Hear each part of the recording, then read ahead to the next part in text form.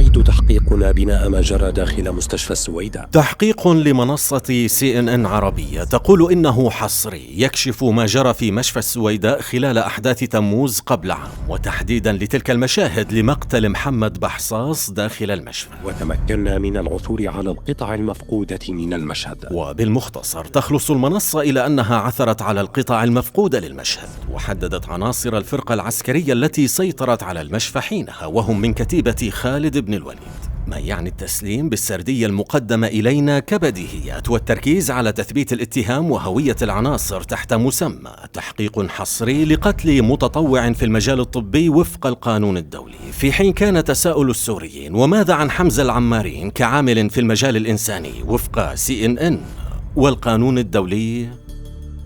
بإعلان وزارة الدفاع وقف إطلاق النار وانسحاب قوات الجيش. كان المفترض أن نكتفي بتوضيح جزئية أغفلها التحقيق لغدر ميليشيا الهجري بالاتفاق المبرم مع الدولة السورية وما أعقبه من قصف الاحتلال الإسرائيلي، إلا أن تناقضا واحدا جرنا فجأة إلى خيوط عملية تلفيق كبيرة تدعمها شبكات إعلامية وغالبا أطاح بسردية المشفى كليا. وقع الاشتباك بين العناصر ومحمد بحصاص وانتهى ب3 طلقات قاتلة. حاول الدفاع عن نفسه فعجلوه برصاصتين أردتاه 3 طلقات قاتلة. الفارق بين قتل بطلقتين و3 طلقات، لا سيما أن الحديث عن بطل ورأس مال حادثة المشفى أثار فضولنا للبحث عن أقوال الشهود داخل التحقيق وخارجه، خصوصا لهذه الممرضة التي بدا أنها الشاهد الأبرز.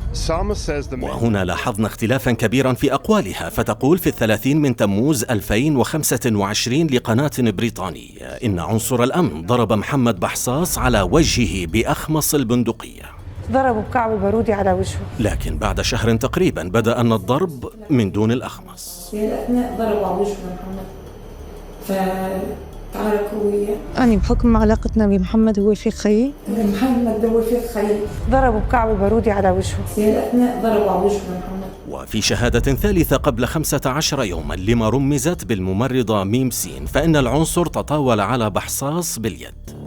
في هذه الشهادة ولا نعرف إن كانت ذات الشاهدة في التحقيق المصور بدأ أن الطلقة وحيدة وفي الصدر، في حين تقول الشاهدة الرئيسة إن الطلقة الأولى كانت في الوجه والثانية في القلب. طلقة بالوجه وطلقة بالقلب. لكن الشاهد الثاني يقول إن الأولى كانت في القلب والثانية في الوجه، وأطلق النار عليه على قلبه والثاني أطلق النار عليه على وجهه، وانتهى ب3 طلقات قاتلة. أما التحقيق الحصري فيقول 3 رصاصات، أي بما يشبه مزادا لبيع البطاطا. 33 ونص على 33 ونص. في علوم التحقيق والقضايا الجنائية قاعدة أساسية تقول: إذا تعارضت أقوال الشاهد مع أقواله السابقة فإن ذلك يثير تساؤلات جدية حول مصداقيته، فالتصريحات المتضاربة تدفع القضاة للتشكيك في الشاهد أو لاتهامه بالتلفيق والإدلاء بشهادة الزور. ضربوا بكعب البارودي على وجهه. في الأثناء ضربوا على وجهه محمد فتعاركوا وياه. طلقة بالوجه وطلقة بالقلب. وأطلق النار عليه على قلبه والثاني أطلق النار عليه على وجهه، وانتهى ب3 طلقات قاتلة. ومع هذا التضارب لأصحاب التحقيق وشهوده، كان الملاحظ في تسجيلات المشفى أن عناصر الجيش والأمن السوري يبحثون عن شخص بعينه نتيجة تعرضهم لإطلاق رصاص من جهة المشفى وفق مصادر إخبارية حينها، وكان تركهم للبقية بتسجيل مصور كدليل وتوثيق معتبر لهم. وبالتالي ارتكز المحور الثاني للتحقيق الحصري على تبرئة بحصاص من كونه في موقع اتهام جرمي كعنصر مسلح يتبع لميليشيا الهجري ويتخذ من المشافي والطواقم الطبية دروعا بشرية، إلى أنه مهندس متطوع طبي. أنا بحكم علاقتنا بمحمد هو في خيي مهندس مدني. وهنا تأتي التبرئة من أقوال الشاهد الوحيد المطعون بمصداقيتها كما أسلفنا قانونا، والرواية أنه صديق لأخيها وجاء كمتطوع للمساعدة بإسعاف الجرحى، وعن حديثها حول إعطائه زيا طبيا في ذاك اليوم، فلم يزد القصة إلا ركاكة وضعفا كما تسجيلات المشفى المنقوصة والصامتة. خيي تضلكش هيك عم بتساعدنا، عم تمسك المرضى أو كذا وتنفق دم، عطيته بس جاون إنه ليرد لبسه. ضربوا بكعب البارودي على وجهه. يعني ضربوه على راسه هون بالإيد. ضربوا بكعب البارودي على وجهه. عطيته بس جاون إنه ليرد لبسه مشان أوعيه يعني.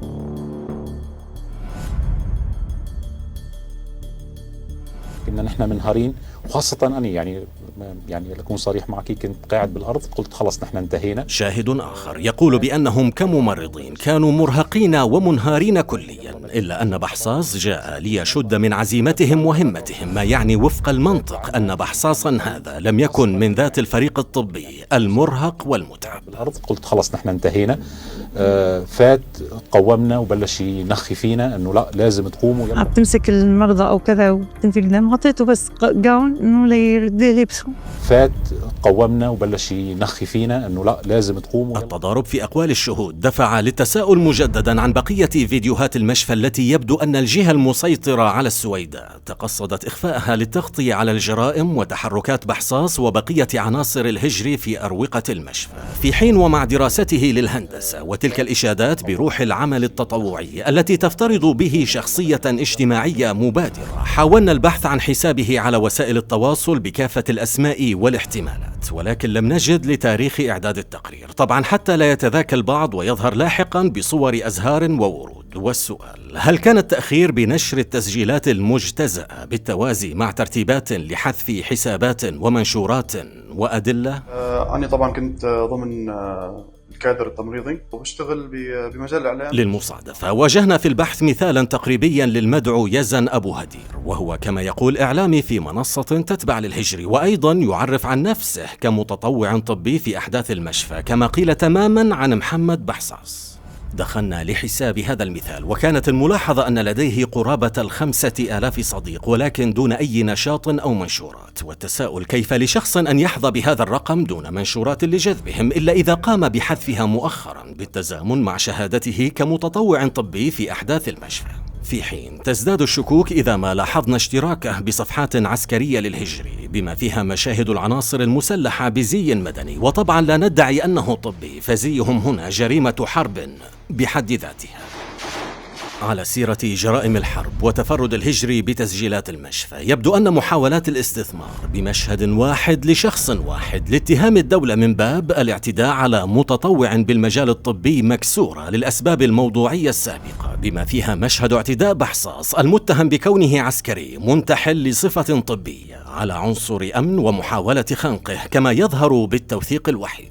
ومن جهة ثانية فالهجري وميليشياته من ضباط الفلول وتجار المخدرات متهمون بارتكاب جرائم قتل ميدانية لعشرات الجرحى من البدو في المشفى، وما إخفاؤهم أو إتلافهم لبقية التسجيلات إلا دليل.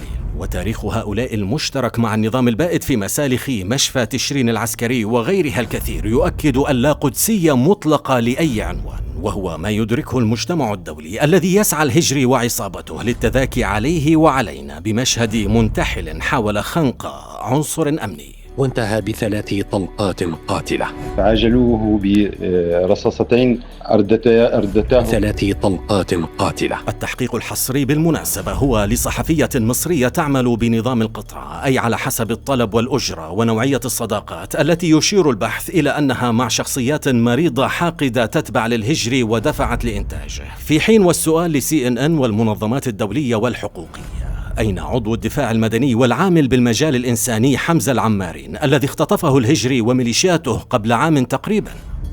العمارين يتبع لمنظمة إنسانية مختصة بالبحث والإنقاذ، وأرسل بمهمة إنسانية وطلب أممي لإجلاء فريق للأمم المتحدة من السويداء، وما زال مختطفا ومغيبا، كما غيبت تسجيلات المشفى وقصص مئات البدو والمختطفين لغاية اليوم.